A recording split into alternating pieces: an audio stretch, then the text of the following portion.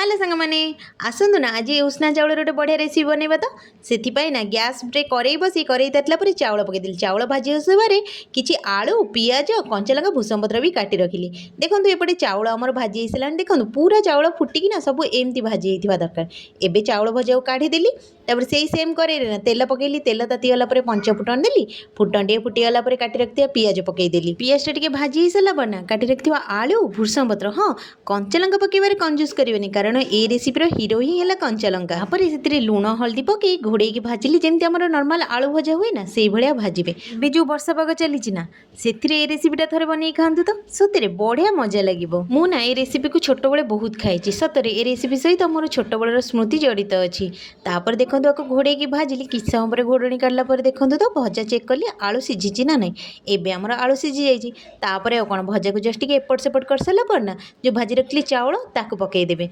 ताकू पकई सारापर 2 मिनट एपट सेपट कलापर ताकू गोटे प्लेट को काढ़ीदेवे एवं देखो तो प्रस्तुत होगा आमर राग चाउल भजा भिडियो भल लगे जी आगर चैनल को लाइक शेयर सब्सक्राइब करदेवे।